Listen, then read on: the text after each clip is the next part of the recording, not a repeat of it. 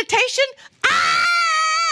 Me? Never. I never would. Not in a million, trillion, billion years would I sit quietly for 5, 10, even 20 minutes.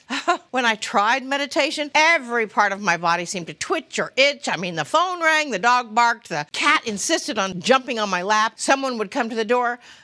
You get the idea, right? I created so many distractions that I fell into the category of I can't meditate. Try as I might, it didn't seem possible for me to sit in the stillness. Then when I finally did, someone told me to actually put a pad of paper on my lap or on the bed next to me and make a hash mark each time my mind strayed. Well, that was a very long piece of paper. And then the hash marks eventually became my to-do list. So instead of just making a hash mark, I would write down what I was supposed to do for the day. The only time I felt I could meditate was when someone asked me to lead a guided meditation.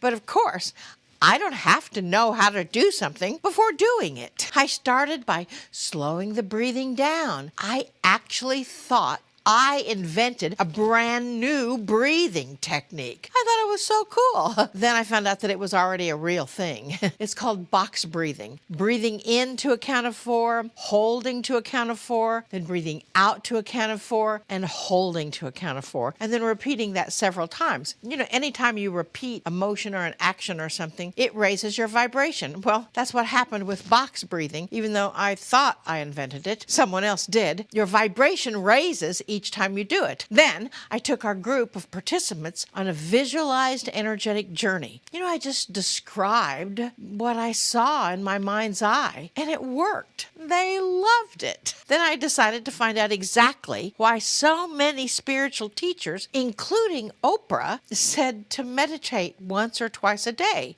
That was actually before Google came onto the scene, so finding information was a bit more challenging. You see, meditation is a mental training and breathing practice that teaches you to slow down your racing mind, let go of negativity, and calm both your mind and your body.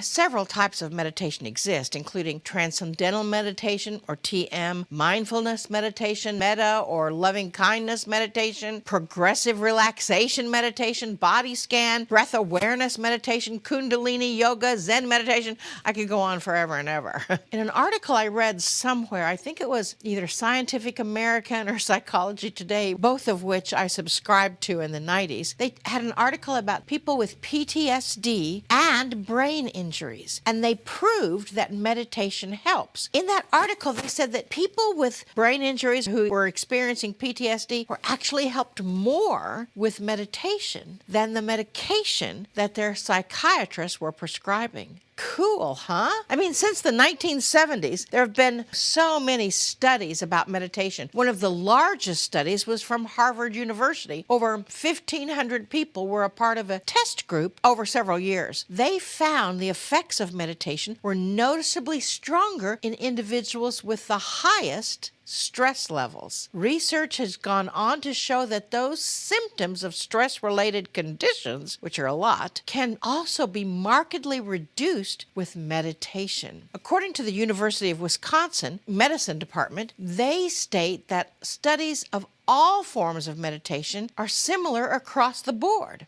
It doesn't matter what type of meditation you choose to participate in, they all have the same kind of results. Most significantly, meditation actually changes your brain waves. It helps you narrow your awareness and pinpoint one area or energy you choose to bring into your focus. Christopher Rhodes, a psychologist at Harbor View Medical Center, has studied the benefits of meditation extensively. He says the brain is a wonderful organ that responds to the activities that you do. The more you practice something, the more developed that region gets. He continues his studies and states that the brain develops through neural connections. Neurons, the information processing cells in your brain, sort of connects the neural pathways, which are responsible for thoughts, sensations, feelings, and actions. When you repeatedly do an activity, you're strengthening the neural connections involved, which develop the associated regions of your brain. I mean, for example, if you're a cab driver, or maybe an Uber driver, who constantly navigates different routes, then you are strengthening the neural connections that develop the spatial reasoning parts of your brain. You will experience improved attention and concentration through a meditation practice. It actually sharpens your intelligence and sharpens your ability to focus. There was a test, I believe it was from Stanford University, of 300 students divided into two groups. One didn't meditate and one did meditate daily. This was over a 4-year time period, and they found that the students that meditated regularly had better focus for taking tests, scoring higher on those tests, and were able to concentrate better even in physical activities such as sports. I mean, believe it or not, brain plasticity, neuroplasticity,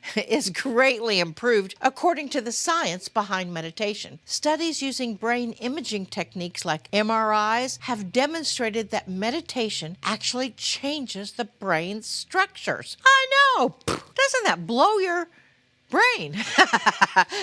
For instance, consistent meditation actually has been associated with increased gray matter density in the hippocampus, which is important for learning, memory, things like that. Then it decreases the gray matter in the amygdala, which plays a big role in anxiety and stress.